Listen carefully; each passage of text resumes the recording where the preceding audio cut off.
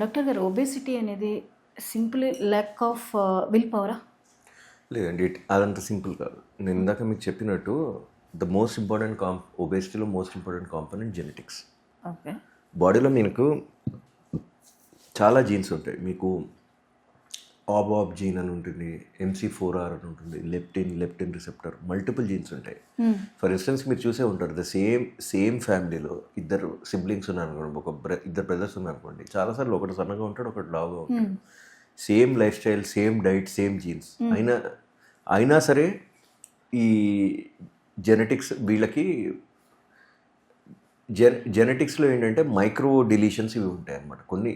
అంటే for instance ఏముంటాయంటే copy number variants అని ఉంటాయి, సింగిల్ న్యూక్లియేటెడ్ పాలిమార్ఫిజమ్స్ అని ఉంటాయి. అవే లేకపోతే ముగ్గురు బ్రదర్స్ ఉన్నారనుకోండి, ముగ్గురు ఒకేలా ఉంటారు. ఎక్కడ కానీ ఇద్దరు బ్రదర్స్ ట్విన్స్లా ఉంటారు కదా మనకి, ఎందుకంటే ఈ వేరియేషన్స్నే ఉంటాయి మనకి జెనెటిక్స్లో. ఈ వేరియేషన్స్ వల్లనే ఒకళ్ళు సన్నగా ఉండటం, ఒకళ్ళు లావుగా ఉండటం, ఇట్లాంటి ఫీచర్స్ ఉంటాయి. నెక్స్ట్ ఇంపార్టెంట్ ఏముంటుంది అంటే life style. Genetics is the most important ఎప్పుడైనా కానీ ఒబేసిటీ. నెక్స్ట్ వచ్చే మన కాంపోనెంట్ ఏంటి అంటే వీళ్ళది లైఫ్ స్టైల్.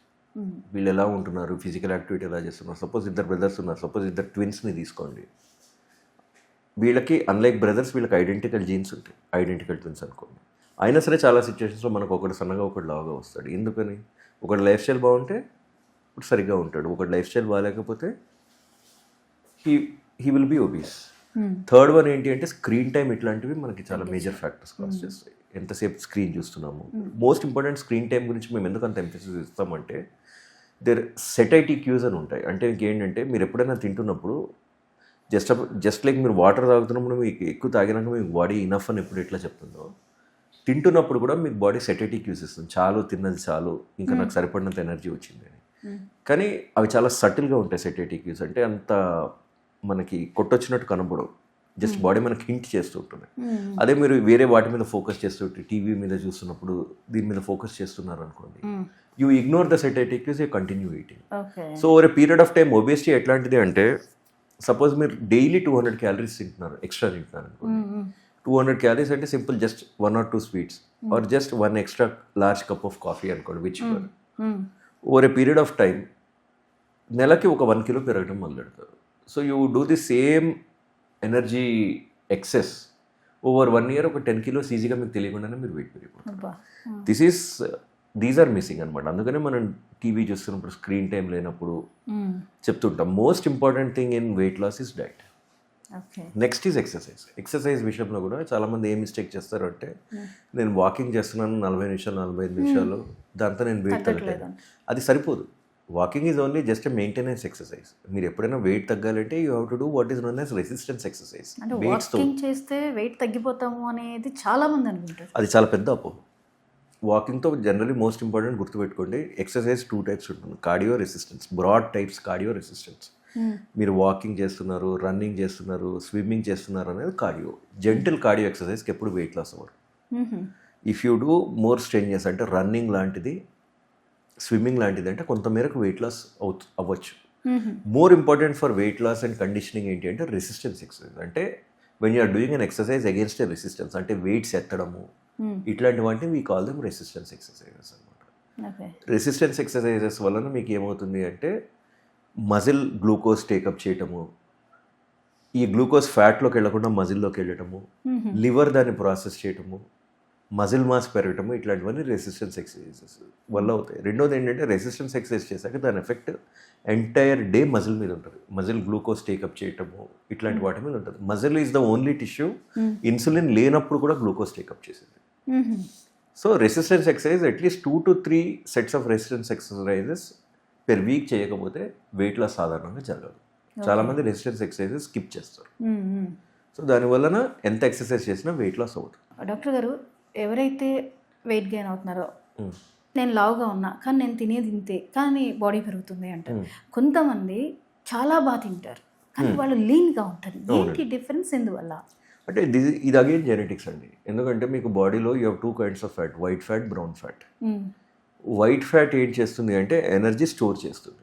బ్రౌన్ ఫ్యాట్ ఏముంటుంది అంటే ఎనర్జీ టేకప్ చేసి ఈ డిసిపేట్స్ అంటే హీట్ రూపంలో బయటకు పంపిస్తుంది. సో ఈ బ్రౌన్ ఫ్యాట్ మనకి ఎందుకు అవసరము అంటే, ఎప్పుడైనా కోల్డ్ టెంపరేచర్స్లో ఉన్నప్పుడు, కోల్డ్ సిచ్యుయేషన్స్లో ఉన్నప్పుడు హీట్ ప్రొడక్షన్ ద్వారా బాడీని ప్రాణాన్ని కాపాడుతుంది. వైట్ ఫ్యాట్ అనేది ఎనర్జీ స్టోరేజ్ కోసం. ఇది ఎందుకంటే ఇది మళ్ళీ మనకి ఏంటి అంటే ఈ హంటర్ గ్యాదరర్ డేస్ నుంచి మనకు వచ్చిన జీన్స్ అనమాట. అంటే ఆ రోజుల్లో ఒక 15-20 వేల ఏళ్ల క్రితము ఏ రోజు మనకు ఫుడ్ దొరుకుతుందో ఫుడ్ దొరకదో తెలియదు. సో బాడీలో ఫుడ్ని, ఎనర్జీని ఫ్యాట్ రూపంలో స్టోర్ చేసుకునేగలిగేవాడు ఈ ఫ్యామిన్ టైంలో కానీ, ఫుడ్ దొరకని టైంలో కానీ ఈ ఫ్యాట్ యూస్ చేసుకుని బతకగలిగేవాడు. బ్రౌన్ ఫ్యాట్ ఎక్కువ ఉన్నోడు ఫ్యాట్ని హీట్ రూపంలో బయట పంపించేసేవాడు, ఎక్కువ రోజులు సర్వైవ్ అయ్యేవాడు కాదు, ఎందుకంటే ఎనర్జీ స్టోర్స్ లేవు కనుక. సో ఈ రకంగా ఏంటంటే జెనెటికలీ ఈ వైట్ ఫ్యాట్ ఎక్కువ ఎవరు ఉన్నారో వాళ్ళే ఎక్కువ సర్వైవ్ అయ్యారు.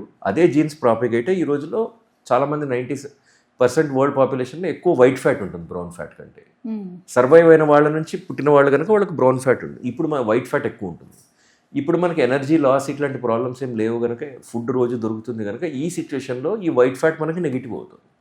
సో వైట్ ఫ్యాట్ ఎక్కువ ఉన్నోళ్ళు కొంత తిన్నా కానీ బాడీ వాళ్ళకి అదంతా తిన్నదంతా ఇమీడియట్లీ ఫ్యాట్ కింద కన్వర్ట్ చేసి బాడీలో స్టోర్ చేస్తుంది. బ్రౌన్ ఫ్యాట్ ఎక్కువ ఉన్న వాళ్ళకి ఏముంటుంది అంటే మీరు ఎంత తిన్నా కానీ బాడీ దాన్ని హీట్ రూపంలో బయట పంపించేస్తుంది. సో వెయిట్ గెయిన్ ఉండదు. సో కొంత తిన్నా కూడా లిటరల్గా చెప్పాలి అంటే, మన లే టర్మ్స్లో చెప్పాలి అంటే 2 వెహికల్స్ ఉన్నాయి. ఒక వెహికల్కి ఎక్కువ మైలేజ్ ఉంది. సో మీరు కొంత ఫ్యూయల్ పెట్టినా మీకు ఎఫిషియన్సీ ఎక్కువ వస్తుంది. మైలేజ్ లేని వెహికల్ సరిగా లేదనుకోండి, మీరు ఎంత ఫ్యూయల్ ఇచ్చినా, ఎంత పెట్రోల్ పోసినా it is dissipated as heat, your mileage is low. White fat ఉన్న వాళ్ళకి మైలేజ్ ఎక్కువ, బ్రౌన్ ఫ్యాట్ ఉన్న వాళ్ళకి మైలేజ్ తక్కువ. ఆ రకంగా చూసుకోవాలి.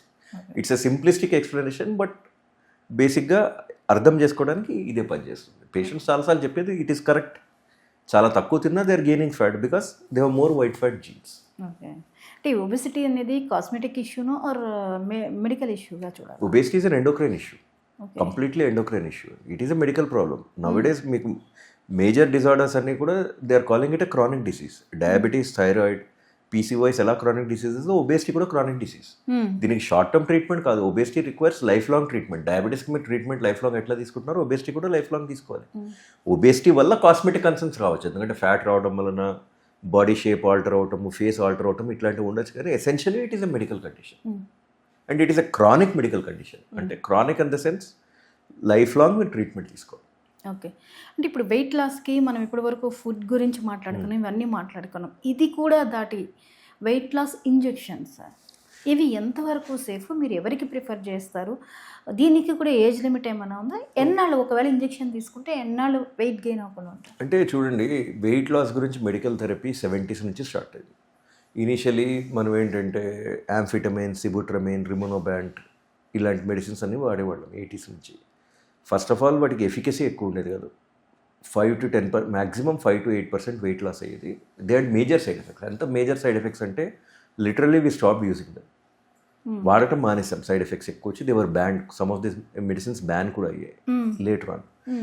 2000 మధ్యలో 2000స్లో ఆర్లిస్టాట్ అనే మెడిసిన్ వచ్చింది. అదేంటంటే మన ఫుడ్ ఎట్లా డైజెస్ట్ అవుతుంది, డైజెషన్ కొంచెం తగ్గించే మెడిసిన్ వచ్చింది, ఫ్యాట్ డైజెషన్ తగ్గించేది.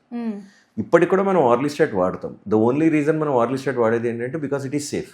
అది పడకపోతే మ్యాక్సిమం పేషెంట్కి డైరియా వస్తుంది, ఆపేస్తే తగ్గిపోతుంది ఒక రోజులో. కానీ దాంతో వెయిట్ లాస్ ఎక్కువ ఉండదు. 5% is the 5 to 6% is the maximum. Very rare కేసెస్లో మీకు అంతకంటే ఎక్కువ వెయిట్ లాస్ అవుతుంది. It was not at all effective. కానీ మన దగ్గర ఇంకో వేరే మందు లేదు కనుక ఇది వాడేవాళ్ళం వెయిట్కి. అదొక్కటే పోనీ 5% అయినా తగ్గితే కొంత రిలీఫ్ వస్తుంది. అరౌండ్ 2009, 7, 8 ఎగ్జినటైడ్, GLP-1 అగోనిస్ట్ అనే న్యూ మెడిసిన్స్ వచ్చాయి. These are essentially diabetes medicines. Sugar కోసం మనం మొదలెట్టాక గ్రాడ్యువల్లీ వి డిస్కవర్డ్ దాని main side effect weight loss. Lower డోసెస్లో షుగర్ కంట్రోల్ చేసేది, ఇంకొంచెం హయ్యర్ డోసెస్కి వెళ్తే వెయిట్ లాస్ వచ్చేది. అండ్ రెండోది వీటికి గ్లూకోజ్ మీడియేటెడ్ ఇన్సులిన్ రిలీజ్ ఉంటుంది. అంటే మీకు షుగర్ హై ఉంటే ఇన్సులిన్ రిలీజ్ చేసి కంట్రోల్ చేస్తుంది. షుగర్ నార్మల్ ఉంటే ఇన్సులిన్ రిలీజ్ అవ్వదు, అదర్ హార్మోన్స్, యాపిటైట్ తగ్గించే హార్మోన్స్ రిలీజ్ అవుతాయి. సో దీంతో షుగర్ ఎప్పుడు లో అవ్వదు. సో మీరు ఎంత హయ్యర్ డోసెస్ కూడా ఇచ్చినా కూడా మీకు మేజర్ నష్టాలు, ప్రాబ్లమ్స్ ఏమి ఉండవు. So generally first generation exenatide, second liraglutide వాడేవాళ్ళు. వీటితో కొంత వెయిట్ లాస్ అయ్యేది, ఎక్సలెంట్ షుగర్ కంట్రోల్ ఉండేది. Then we went on to third generation. మీరు ఫస్ట్ చదివి ఉంటారు ఈ semaglutide. It was viral worldwide. అంటే ఒజింపిక్ అని వినుంటారు మీరు. It is a phenomenon worldwide. Then Rybelsus అనే ఓరల్ ఫామ్ వచ్చింది. సో దాంట్లో వాళ్ళు గమనించింది ఏంటంటే there was up to 15% weight loss. 15% weight loss ఇంతవరకు it was unheard of medically. The only thing you could do with it was 15% weight loss అంటే మీకు బ్యారిట్రిక్ surgeries అయ్యేవి.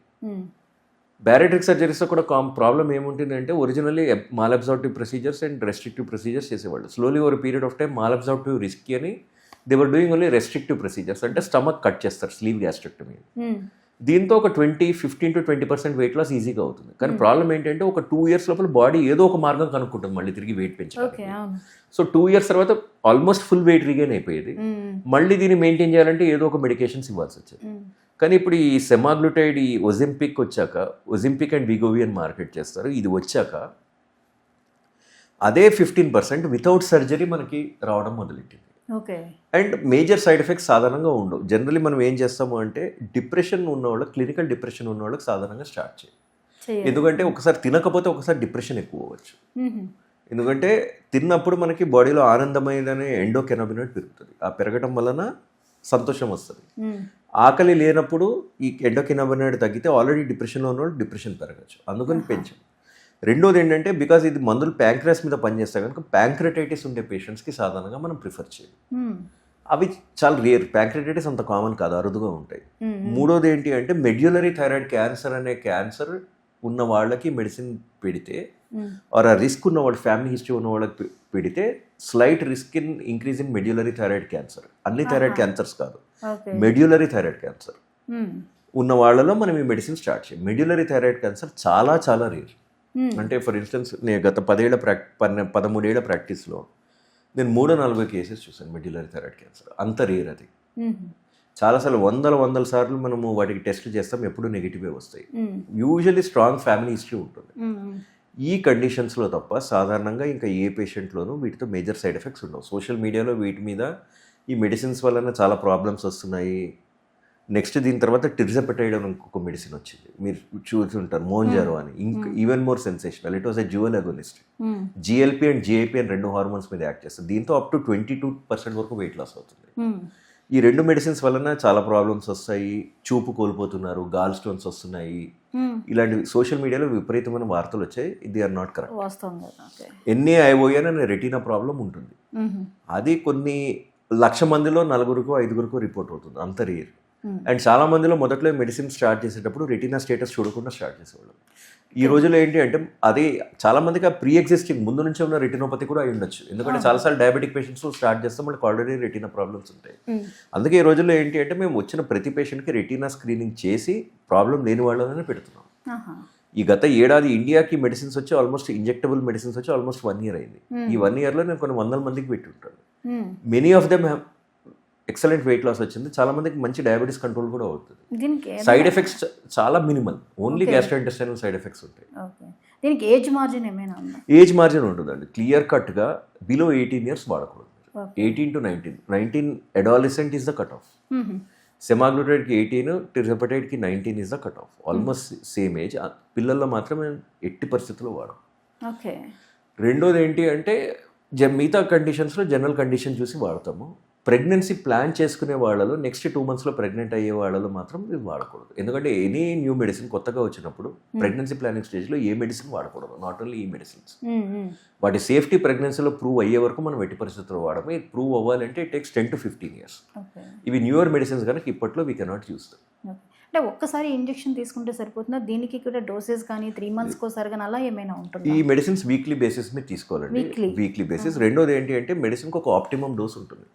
ఫర్ ఇన్స్టెన్స్ సెమాగ్లూటైడ్ తీసుకున్నారు అనుకోండి, 0.25తో స్టార్ట్ చేయాలి. 1 month వీక్లీ వన్స్ 0.25 తీసుకున్నాక we have to increase to 0.5. 0.5 1 month తీసుకున్నాక we have to increase to 1 mg weekly. 1 mg డయాబెటీస్తో usually only for diabetes అయితే 1 mg దగ్గర ఆపేస్తాం. ఒబేసిటీకి వెళ్ళాలంటే 2.4 వరకు వెళ్ళాల్సి రావచ్చు. అంటే సో నెక్స్ట్ మంత్ 1.1 నుంచి 1.7కి పెంచుతాము. ఆ పై మంత్ 2.4కి పెంచుతాం. అంటే పెంచే స్టేజే మనకు 5 months పడుతుంది. అదే టిర్జపెటైడ్ అంటే మోంజారో తీసుకోండి, 2.5తో స్టార్ట్ చేస్తాం 1 month, next month 5, third month 7.5, fourth month 10, 15 వరకు వెళ్ళొచ్చు. సాధారణంగా ఇండియన్ పేషెంట్స్లో మేము 10 క్రాస్ చేయము. ఎందుకంటే అది దాటాక మనకి వెయిట్ లాస్ బెనిఫిట్ తక్కువ ఉంటుంది, గ్యాస్ట్రైటిస్ సైడ్ ఎఫెక్ట్స్ ఇవి ఎక్కువ ఉంటాయి. ఈ మెడిసిన్స్తో డెఫినెట్లీ మీకు గ్యాస్ట్రైటిస్ ఉంటుంది. ఎందుకంటే they act on the stomach, gut, stomach and intestines మీద యాక్ట్ చేస్తాయి. మినిమం కొంత డిస్కంఫర్ట్ ఉంటుంది, ఉండి తీరుతుంది, అందులో క్వశ్చన్ లేదు. ఎందుకు అంటే ఆ సైడ్ ఎఫెక్ట్ లేకపోతే ఆ మెడిసిన్ మీకు పని చేయనట్టే. అది మీకు ఏంటి అంటే మీ గ్యాస్ట్రిక్ ఎంప్టింగ్ స్లో చేస్తుంది. సో ఉబ్బరం ఉంటుంది, తినాలని ఉండదు. బ్రెయిన్కి సెటైటీ పెంచుతుంది, అంటే మీకు తినాలనే కోరిక ఉండదు బ్రెయిన్లో. సో ఆబ్వియస్లీ దానివల్ల ఏంటి అంటే మీకు ఆకలి వేయదు. కొంతమందికి ఏంటి అంటే కాన్స్టిపేషన్ వస్తుంది, ఎందుకంటే ఫుడ్ స్లో పోతుంది గట్లో కనుక కాన్స్టిపేషన్ వస్తుంది, అరగదు. సో కాన్స్టిపేషన్ వస్తుంది. కొంతమందికి ఏంటి అంటే డయేరియా రావచ్చు. ఒక్కొక్కసారి ఏంటంటే మనకి గట్ మైక్రోబయోమ్ అని ఉంటుంది, అంటే మన గుడ్ బ్యాక్టీరియా ఉంటాయి గట్లో. చాలాసార్లు డయాబెటిక్ పేషెంట్స్, ఒబీస్ పేషెంట్స్కి గుడ్ బ్యాక్టీరియా బ్యాడ్ బ్యాక్టీరియా కింద కన్వర్ట్ చేస్తుంది.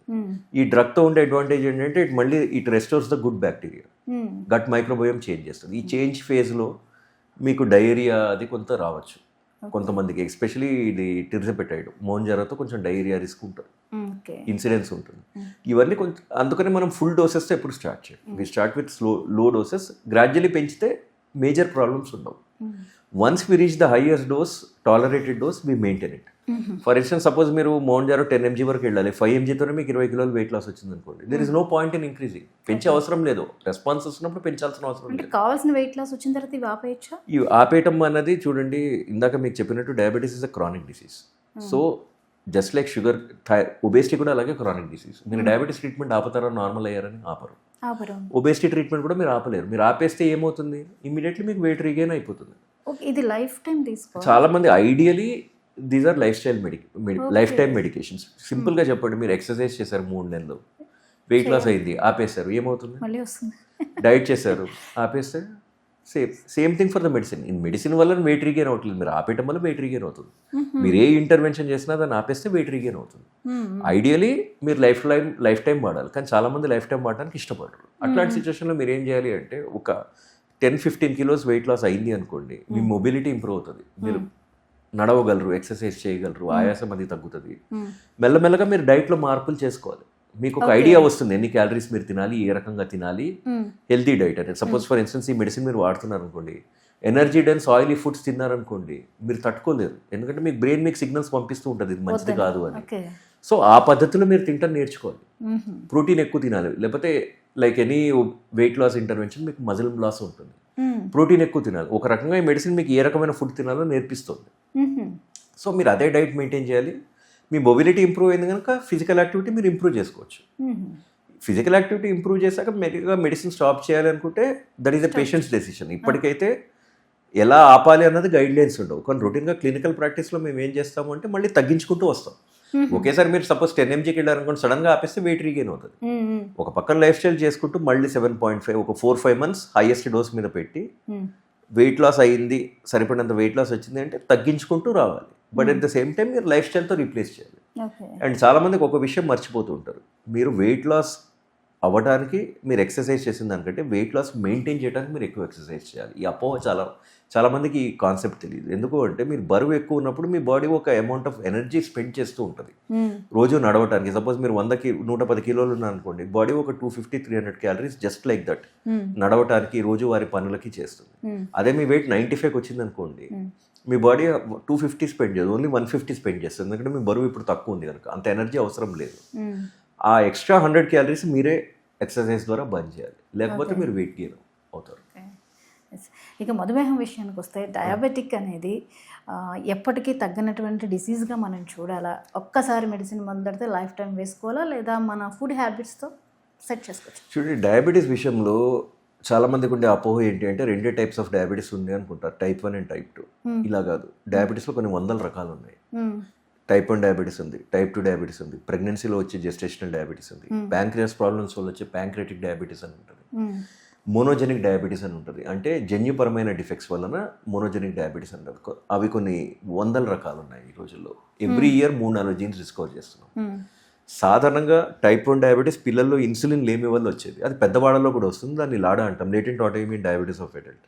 అది తగ్గదు, జీవితాంతం ఇన్సులిన్ వాడాల్సిందే. ప్యాంక్రియాటిక్ డయాబెటీస్ తగ్గదు, ప్యాంక్రియాస్ ఇన్సులిన్ ఉత్పత్తి చేయదు, తగ్గదు. మోనోజెనిక్ డయాబెటీస్ తగ్గదు. Type 2 డయాబెటీస్ అంటే ఊబకాయం వలన వచ్చే డయాబెటీస్ కొంతమేరకి హార్మోనల్ కాంపోనెంట్ ఉంటుంది, జెనెటిక్ కాంపోనెంట్ ఉంటుంది, కొంతమేరకు మెటబాలిక్ కాంపోనెంట్ కూడా ఉంటుంది. ఈ టైప్ ఆఫ్ డయాబెటీస్ మనం బరువు తగ్గడం వలన, ఆర్ నేను ఇప్పుడు చెప్పిన ఈ సెమాగ్లూటైడ్ ఆర్ టిర్జపెటైడ్, మోంజారో, రిజంపిక్ లాంటి మెడిసిన్స్ వాడటం వలన తగ్గే అవకాశం ఉంటుంది. కొంత మేరకు ఏంటంటే చాలా మందికి ఒక కాన్సెప్ట్ ఉంటుంది, డయాబెటీస్ రివర్సల్ అంటారు. యాక్చువల్లీ సైంటిఫిక్గా మేము రివర్సల్ అనే టర్మే వాడాం. It is an unscientific wrong term, Instagram influencers వాడే టర్మ్. రివర్సల్ అంటే అర్థం ఏంటి అంటే జబ్బు తగ్గుతుంది, జీవితంలో తిరిగి రాదు. దానికి మేము కరెక్ట్గా వాడే టర్మ్ రెమిషన్. అంటే జబ్బు తగ్గుతుంది, మరి బరువు తగ్గితే జనరలీ ప్యాంక్రియాస్లో లివర్లో ఉన్న ఫ్యాట్ తగ్గితే డయాబెటీస్ పూర్తిగా మనం మందులు అవసరం లేకుండా కంట్రోల్ అవ్వచ్చు. కానీ మీరు మళ్ళీ పాత లైఫ్ స్టైల్కి వెళ్ళి మళ్ళీ ఫ్యాట్ పెరిగితే మళ్ళీ తిరిగి వస్తుంది. సో దీని ఓన్లీ రెమిషన్ అంటాం. అంటే మనము లైఫ్ స్టైల్ మెయింటైన్ చేసినంత కాలం ఇది పనిచేస్తుంది. ఏ రోజు మనం ఆపేసామో మళ్ళీ తిరగబెడుతుంది. ఓకే, అంటే డయాబెట్కి షుగర్కి ఏంటి సంబంధం డాక్టర్? డయాబెట్ ఉన్న పేషెంట్ ఫస్ట్ ప్రతి ఒక్కళ్ళు చెప్పేది షుగర్ ఆపేయమని, ఏంటి దీనికి? అది యాక్చువల్లీ కరెక్ట్ కాదండి. చాలామంది ఈ రోజుల్లో మీరు చూసే ఉంటారు, ఇన్స్టాగ్రామ్లో కూడా ప్రతి వాడు ఒక freestyle or CGM monitor shoulder మీద పెట్టుకుంటాడు. This causes a sugar spike అని ఇమీడియట్లీ అది తింటాం ఆపేస్తుంటాడు. This is a very wrong concept. మీరు ఏ తిన్నా నార్మల్ మనిషికైనా సరే తిన్న వెంటనే 120 to 140 milligrams షుగర్ స్పైక్ అవుతుంది. మీ షుగర్ 80 ఉంది అనుకోండి, సపోజ్ మీరు ఒక రైస్ తినగానే మీరు లంచ్ చేయగానే ఇమీడియట్లీ 220 వరకు వెళ్తుంది sugar within half an hour. అందుకే మనం పేషెంట్స్కి కూడా షుగర్ చూసేటప్పుడు తిన్న గంటన్నరకి లేకపోతే 2 గంటలకి చేయమని చెప్తాం, తిన్న హాఫ్ అన్ అవర్కి చేయమని చెప్పాం. ఎందుకంటే న్యాచురల్ స్పైక్ ఉంటుంది. It doesn't mean that sugar 220కి వెళ్తుంటే తిన్న అరగంట కంటే మీకు షుగర్ ఉంది అని కాదు.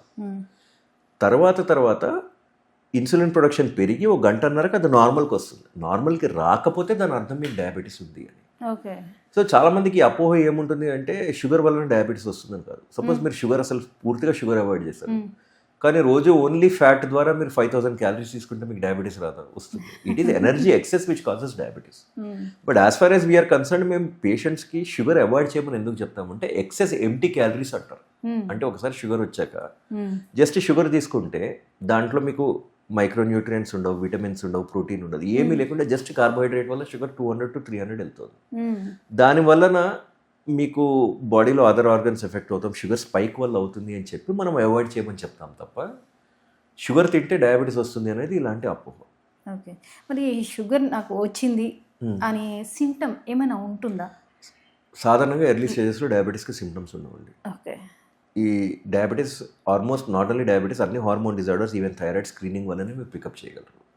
షుగర్లో కొన్ని సిమ్టమ్స్ ఉంటాయి, we call them osmotic symptoms. అంటే ఏంటి అంటే యూరినేషన్ ఎక్కువ అవటం. ఎందుకంటే బాడీలో షుగర్ పెరిగితే బాడీ దాన్ని యూరిన్ ద్వారా బయట పంపించడానికి ట్రై చేస్తుంది.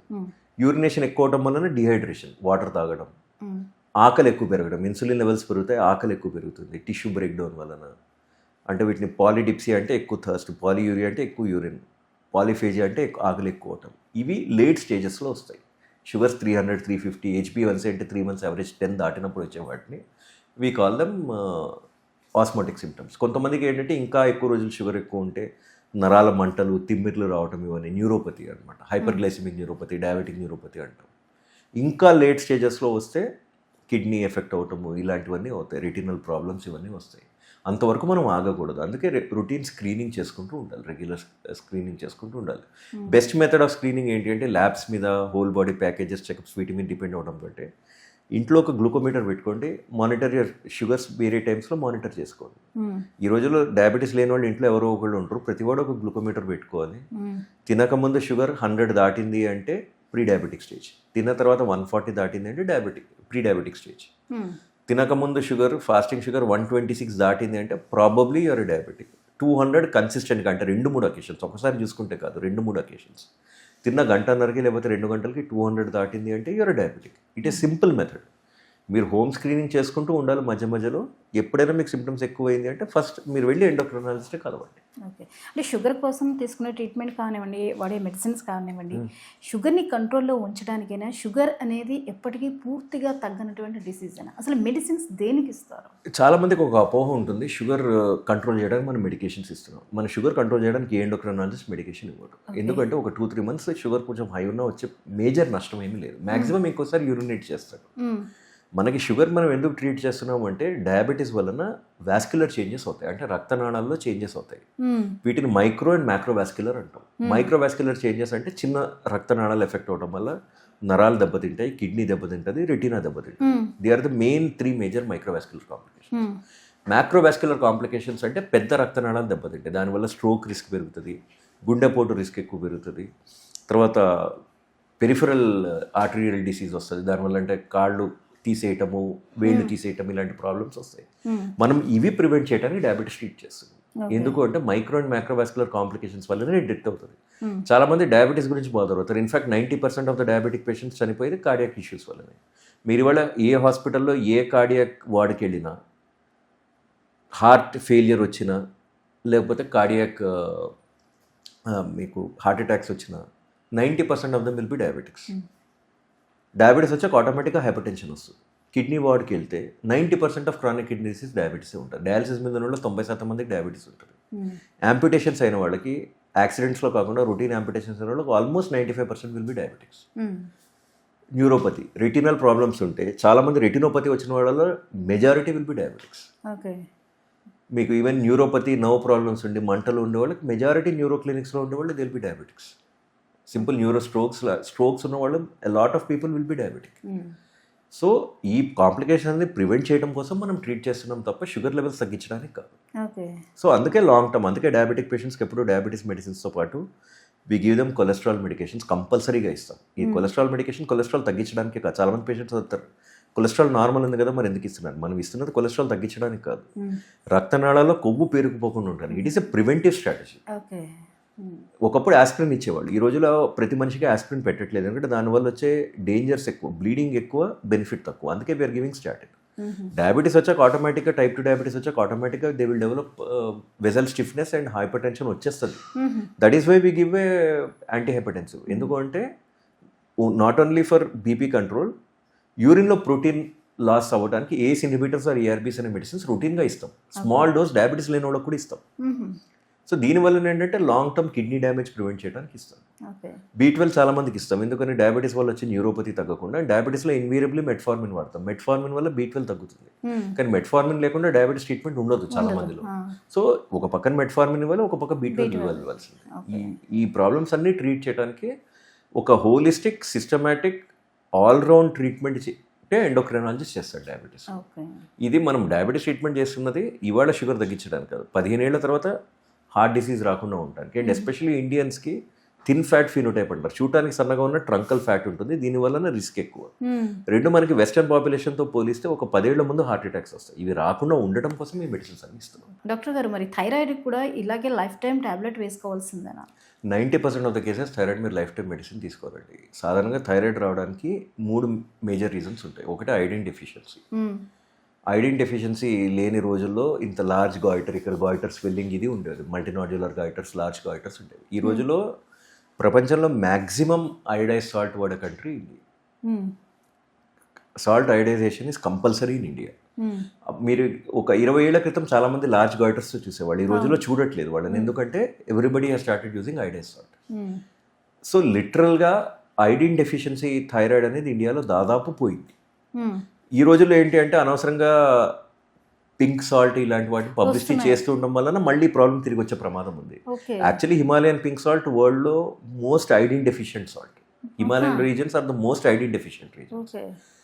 బట్ అన్ఫార్చునేట్లీ ఈ రాంగ్ పబ్లిసిటీ వస్తుంది. పింక్ సాల్ట్ మంచిది అని. పింక్ సాల్ట్లో 2 ప్రాబ్లమ్స్ ఉన్నాయి. ఒకటి ఐరన్ డెఫిషియెంట్, సోడియం కంటెంట్ చాలా ఎక్కువ ఉంటుంది, హైపర్ టెన్షన్ రిస్క్ కూడా ఎక్కువ. మ్యాక్సిమం సోడియం కంటెంట్ ఉన్నది పింక్ సాల్ట్. ఎవరు ఇది అబ్జర్వ్ చేయరు. దీంతో ఏంటంటే ఐడైజ్ సాల్ట్ ప్రైస్ కంట్రోల్ కింద ఉంటుంది, మీ కిలో 30 రూపాయల కంటే ఎక్కువ అమ్మలేరు. పింక్ సాల్ట్ ఏంటంటే ఇంకా చాలా ఎక్కువ ప్రైస్, కాస్ట్ ఎక్కువ ఉంటుంది. దానివలన ఈ రాంగ్ పబ్లిసిటీ ఇస్తుంది. నా అడ్వైజ్ ఏంటి అంటే please don't use pink salt, use only iodised salt. రెండో కారణం ఏంటి అంటే ఈ రోజుల్లో కామనెస్ట్ హషిమోటోస్ థైరాయిడిస్ అని ఉంటుంది. అంటే ఆటోఇమ్యూన్ డిజార్డర్. మన రోగనిరోధక శక్తి బయట రోగాల మీద కాకుండా మన బాడీ ఆర్గన్స్ని అటాక్ చేయడం వలన ఈ థైరాయిడ్ వస్తుంది. థైరాయిడ్ని అటాక్ చేయొచ్చు, స్కిన్ అటాక్ చేస్తే విటిలిగో అంటే బొల్లి, తెల్ల మచ్చలు ఇట్లాంటివి రావచ్చు, జాయింట్స్ని అటాక్ చేస్తే రుమటాయిడ్ ఆర్థరైటిస్ ఇట్లాంటివి రావచ్చు. ఇది ఈ రోజుల్లో commonest condition autoimmune thyroiditis, Hashimoto's thyroiditis. దీంతో అదర్ ప్రాబ్లమ్స్ ఏమి ఉండవు, కానీ మెల్లగా మీ ఇమ్యూనిటీ మీ థైరాయిడ్ని డిస్ట్రాయ్ చేస్తుంది. సో స్లోలీ మనం డోస్ పెంచుకుంటూ జీవితాంతం వాడాల్సి వస్తుంది. దీనికి ఇంకో ట్రీట్మెంట్ లేదు. సింపుల్ ట్రీట్మెంట్, బాడీ ఎంత థైరాయిడ్ ఉత్పత్తి చేయట్లేదో అంత మనం బయట నుంచి ఇవ్వటం. కరెక్ట్గా చెప్పాలి అంటే మీరు ఇల్లు కట్టుకున్నారు, మీ బోర్ ఎండిపోయింది, వాటర్ కావాలి, ఎక్కడి నుంచి తెప్పించుకుంటారు? ట్యాంకర్ నుంచి తెప్పించుకుంటారు. That is the simplest explanation. మూడోది ఏంటంటే కొంతమందికి జెనెటిక్ కాసెస్, జూఆక్స్ ఉంటుంది, జూఆక్స్ 1, జూఆక్స్ 2, డిహాలోజినేస్, TTF1, TTF2, PAX8 ఇలాంటి జీన్స్ ఉంటాయి అనమాట. ఈ జీన్స్ వలన మీకు థైరాయిడ్ ప్రాబ్లమ్స్ రావచ్చు. ఆ జెనెటిక్ హైపోథైరాయిడిజం అంటే ఫ్యామిలీస్లో ఉంటుంది, వాళ్ళలో యాంటీబాడీస్ నెగిటివ్ ఉంటాయి కానీ ఉంటుంది. అట్లాంటి వాళ్ళలో కూడా మనం లైఫ్ టైం వాడచ్చు. కొంతమందికి ట్రాన్సియంట్ హైపోథైరాయిడిజం ఉంటుంది, ఒక 10%. అంటే వైరల్ ఫీవర్స్ తర్వాత రావచ్చు, ప్రెగ్నెన్సీ టైంలో రావచ్చు, కొన్ని రోజులు వచ్చి థైరాయిడ్ మళ్ళీ తగ్గిపోవటం ఉంటుంది, అన్నోన్ రీజన్స్ వల్ల అవ్వచ్చు. ఇట్లాంటి వాళ్ళలో మనం టాబ్లెట్స్ తగ్గించుకోవచ్చు. వాళ్ళకి యూజువల్లీ చాలా మైల్డ్ హైపోథైరాయిడిజం ఉంటుంది. More severe hypothyroidism it is for life. మీకు చాలామంది సోషల్ మీడియాలో చెప్పినట్టు ధనియా వాటర్ తాగినా, ఏం చేసినా, కోకోనట్ తీసుకున్నా, ఏం చేసినా ఒకసారి గ్లాండ్ పనిచేయటం మానేసింది అంటే ఎండోక్రైన్ హార్మోన్స్లో యూజువల్లీ స్టెమ్ సెల్స్ చాలా తక్కువ ఉంటాయి. ఒకసారి గ్లాండ్ పని చేయట్లేదు అంటే మనం తిరిగి వాటిని పని చేయలేము. Only solution is hormone replacement. Thyroid is the easiest, ఎందుకంటే సింపుల్ టాబ్లెట్ రోజు వేసుకుంటే చాలు, హార్మోన్ రిప్లేస్మెంట్ అయిపోతుంది. అదే better. Always go for gland. అది డాక్టర్ చెప్పిన మీ ఎండోక్రైనల్స్ థైరాయిడ్ ప్రాబ్లం తెలియగానే ఇమీడియట్లీ ప్రెగ్నెంట్ అయినా సరే, చైల్డ్ అయినా సరే, ఎవరినైనా సరే ఇమీడియట్లీ ఒక ఎండోక్రైనాలజిస్ట్ సంప్రదించండి. And always make sure that మీరు హార్మోన్స్ రిప్లేస్మెంట్ చేసి రెగ్యులర్గా డాక్టర్తో ఫాలో అప్ అవుతుంది. ఎందుకంటే అప్స్ అండ్ డౌన్స్ ఉంటూ ఉంటాయి, వాటిని ఫాలో అవుతూ మనం డోస్ అడ్జస్ట్మెంట్ చేస్తే ఏ మేజర్ ప్రాబ్లమ్స్ ఉండవు. చాలా సింపుల్ ప్రాబ్లమ్స్ సరైన టైంలో ట్రీట్ చేస్తే హైపోథైరాయిడిజం. నేను జనరలీ ఫస్ట్ నేను చెప్పేది ఏంటంటే ఎండోక్రైన్ డిజార్డర్స్ టైంలో కంట్రోల్ చేస్తే చాలా సింపుల్ డిజార్డర్స్. వీటితో సఫర్ అవటం, బాధపడటం అని ఉండదు. సఫర్ అవటం, బాధపడటం అనేది ఎప్పుడు అవుతుంది అంటే మీరు డాక్టర్ సలహా తీసుకోకుండా, ఎండోక్రైనల్ సలహా తీసుకోకుండా ఇండిపెండెంట్వి చేసినప్పుడే ప్రాబ్లమ్స్ కాంప్లికేట్ అవుతాయి. సకాలంలో మీరు ఎండోక్రైన్ ప్రాబ్లమ్స్ ట్రీట్ చేస్తే మేజర్ ఇష్యూస్ అసలు ఏమాత్రం మీకు ఉండవు. సో మీరు చేసేది ఏంటి అంటే ఫస్ట్ సిమ్టమ్స్ వచ్చే వరకు వెయిట్ చేయకండి, స్క్రీన్ చేసుకుంటూ ఉండండి. ప్రాబ్లం ఉంది అని మీకు డిస్కవర్ అయిన వెంటనే భయపడాల్సిన కండిషన్స్ కాదు. ఇమీడియట్లీ ఎండోక్రైనాలజిస్ట్ సంప్రదించండి. ఆయన చెప్పిన ట్రీట్మెంట్స్, ఆయన అడ్వైస్ చేసే టెస్ట్ చేయించుకోండి వాళ్ళు చెప్పినవి. తర్వాత డాక్టర్తో ఆయన ఎప్పుడు రమ్మంటారో రెగ్యులర్ ఫాలోఅప్ మీద ఉండండి. మీరు ఒక 5-6 months స్టేబుల్ ఉన్నాక డాక్టర్ మిమ్మల్ని ప్రతి 3 నెలలకు పిలవరు, 6 నెలలకు 9 నెలలకు అట్లా పిలుస్తారు. జస్ట్ బీ ఆన్ ఫాలోఅప్, ఎందుకంటే ఇవి జీవితాంతం ఉండే కండిషన్స్ 90% ఆఫ్ ది కేసెస్. కొంచెం మనం నెగ్లెక్ట్ చేసినా మేజర్ ప్రాబ్లమ్స్ కాజ్ చేస్తాయి లాంగ్ టర్మ్లో. జస్ట్ టెస్ట్ చేయించుకుని డాక్టర్తో ఫాలోఅప్ మీద ఉండి చెప్పిన పద్ధతిలో మెడిసిన్స్ వాడితే మీకు మేజర్ ప్రాబ్లమ్స్ ఉండవు.